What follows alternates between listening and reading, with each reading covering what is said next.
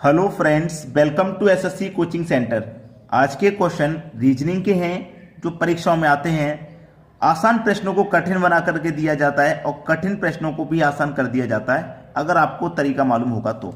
जैसे यहाँ पे मैं प्रश्न की बात करूँ तो कह रहा है कि निम्नलिखित संख्या श्रृंखला में लुप्त संख्या की पहचान करें। लुप्त संख्या यानी कि एक संख्या यहाँ पे नहीं दी गई है, उसी को पता करना है कि वो क्या आएगी। इसके अकॉर्डिंग 23, 5, 53, 8, 43, 7, 34 क्वेश्चन मार्क। देखिए मेरे पास यहां पे 2 और 3 है।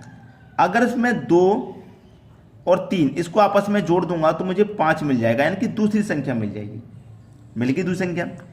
ऐसी मेरे पास ये 5 और ये 3 है, दोनों को आपस में जोड़ दूंगा तो मुझे 8 मिल जाएगा। मिल गया। ऐसी में 4 और 3 को जोड़ दूंगा तो मुझे 7 मिल जाएगा। मिल गया। ऐसे में इस 3 और इस 4 को जोड़ दूंगा तो 7 मिल जाएगा। कहाँ है 7? पहले ऑप्शन में। बताओ कितना समय लगता है इस क्वेश्चन में। मैंने क्या बताया अभी आपको कि कठिन प्रश्नों को आसान और आसान को कठिन दोनों हो सकते हैं, लेकिन आपको तरीका मालूम है तो। वरना बहुत सारे बच्चे तो ये सोचते रह जाते पता नहीं क्या होगा इस क्वेश्चन में, करते भी नहीं है। एग्जाम में आ जाता है, नहीं दिमाग में लगता तो करते भी नहीं है, छोड़ भी देते हैं। लेकिन हम आपको वो तरीका बताएंगे कि क्वेश्चन को छोड़ना नहीं है, एग्जाम में पास करके आना है। चलिए अब देखेंगे अगला सवाल। अगला प्रश्न है आपका 520, 738, 222 क्वेश्चन मार्क। ठीक है, चलिए यहां पे क्या रिलेशन आपका बन रहा है वो आपको देखना है। ये क्या है दोस्तों आपका 520। 520 आप कैसे बना सकते हैं? 520 आप कैसे बना सकते हैं कि अगर आप 8 का करें स्क्वायर, कितना होता है भाई? 8 का स्क्वायर 64 होता है।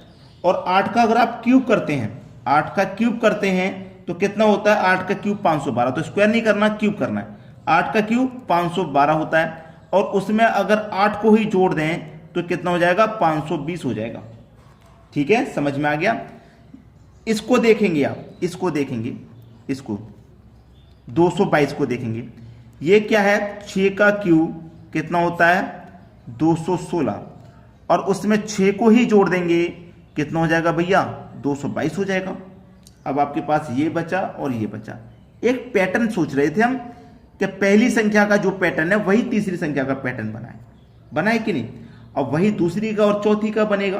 बनेगा कि नहीं बनेगा? तो चलिए ये देखिए किसके क्यूब के पास में है। अगर आप देखेंगे तो 9 का क्यूब के पास में। 9 का क्यूब 729 होता है।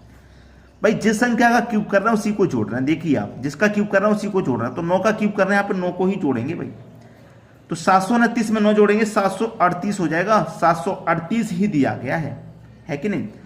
अब यहां पे किस संख्या का क्यूब करें? देखिए पहले हमने यहाँ पे 8 का किया था, यहाँ 6 का, यानी कि 2 कम करके।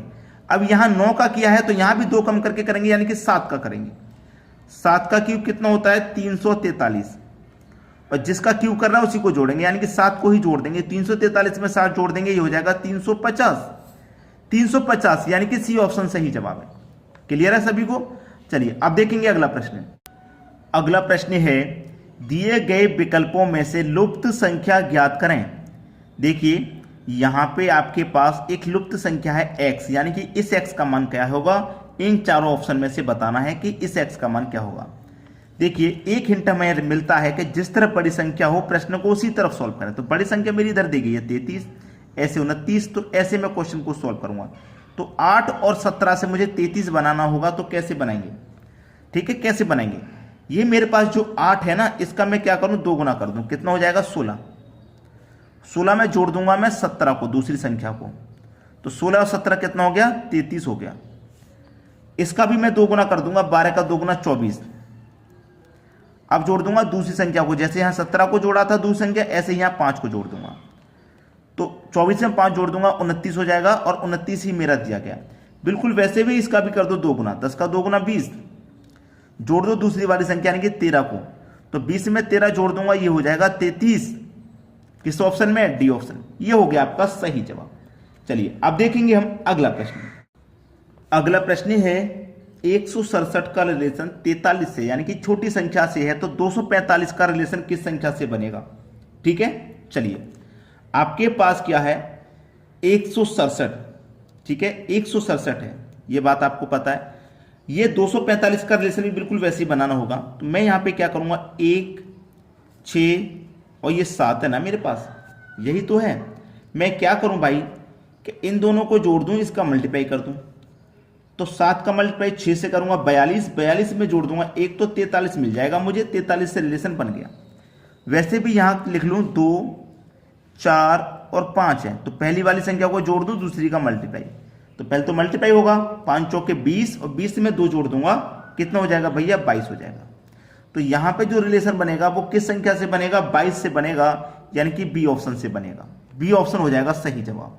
चलिए अब देखते हैं अगला सवाल। अगला प्रश्न है 4, 12, 5 क्वेश्चन मार्क।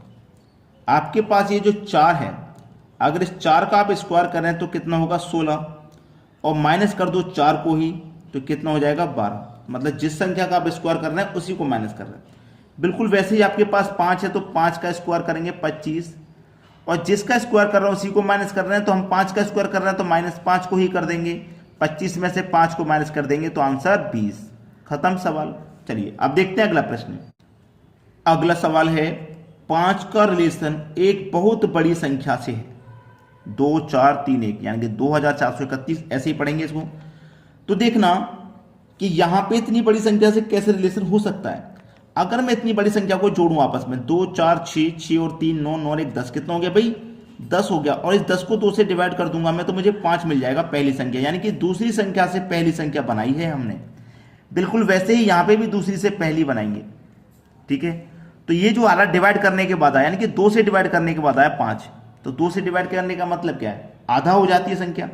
तो ये जो संख्या ये भी आधी हो जाएगी, यानी कि यहां पे जो संख्या आएगी उनका योग एडिशन 16 होगा, ठीक है 16 होगा।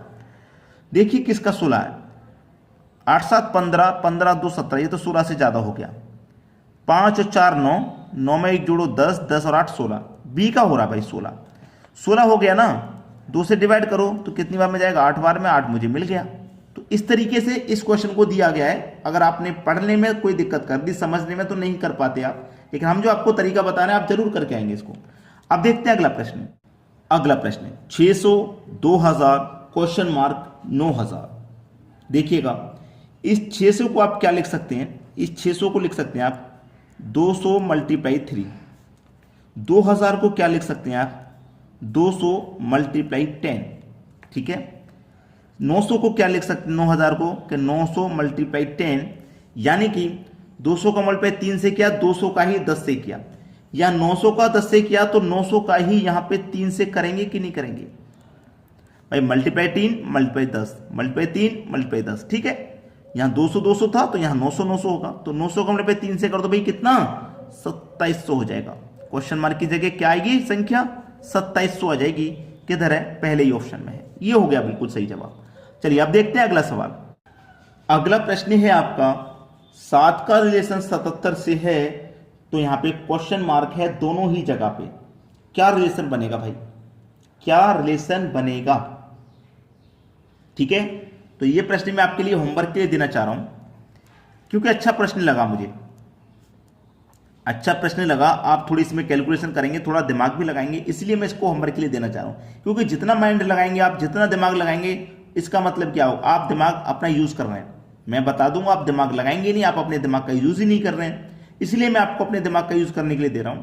आप यूज किया कर रहे हैं दिमाग का, कैसा भी क्वेश्चन आ जाए दिमाग लगाएंगे, यूज करेंगे अपने दिमाग का, तभी आपका दिमाग काम करेगा। तो मुझे आप इसका आंसर कमेंट करके बताना क्या आएगा, ठीक है दोस्तों। धन्यवाद।